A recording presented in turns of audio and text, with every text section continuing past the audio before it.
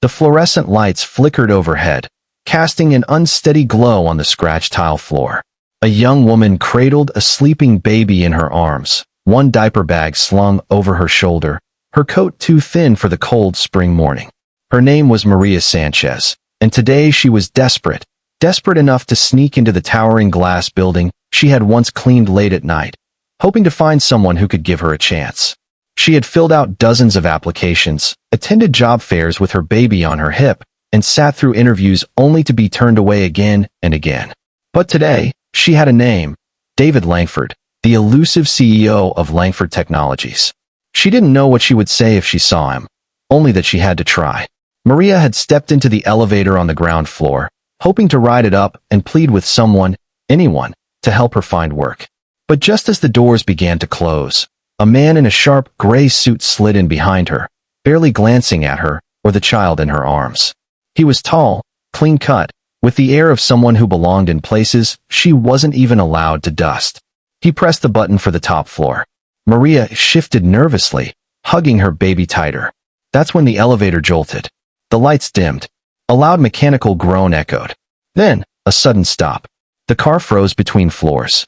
There was a moment of silence, broken only by the soft, startled whimper of Maria's baby. The man exhaled sharply. Of course. Just my luck. Maria instinctively rocked her daughter. Is she okay? The man asked, his voice curt but not unkind. She's just scared, Maria said softly. We both are. He pulled out his phone. No signal. Figures. Maintenance should have this fixed in 20 minutes or so. 20 minutes turned into 30. Then 45. The temperature began to rise. The baby started to cry. Maria crouched on the floor, unzipping her diaper bag to pull out a bottle, lukewarm from earlier that morning. The baby took it gratefully. The man watched her, brow furrowing. You're not an employee here, are you? No, she said. She paused. I used to be. I cleaned the floors on the night shift. Until I got pregnant.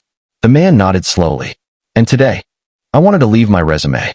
I thought, maybe someone would give me a shot. She hesitated. I used to clean your office, actually. His eyes sharpened. You always left your coffee cup on the left side of your desk, she said with a small smile. Same mug, every day? Fortune favors the bold. I like that. He blinked. You remember that? I remember a lot, Maria said, eyes tired but kind. I had to clean quickly before the building shut down. Your office was always the last one with the lights on. The elevator creaked. Then, to both their surprise, the man sat down on the floor across from her. What's your baby's name? Camila. She's beautiful. Maria beamed. Thank you. He leaned against the wall. It's funny, you know. I've been in meetings all week, listening to people pitch me the next $1 million idea. Not one of them looked me in the eye like you just did. Maria said nothing. He looked at her diaper bag, frayed at the edges, patched with an old shoelace. You're not just looking for a job. You're trying to survive. Yes, she whispered. His voice softened. I know what that's like. She glanced up, surprised. My mom raised me alone, he said. In a trailer park in Kentucky. She used to mop floors at night, too. I watched her give up everything so I could finish school.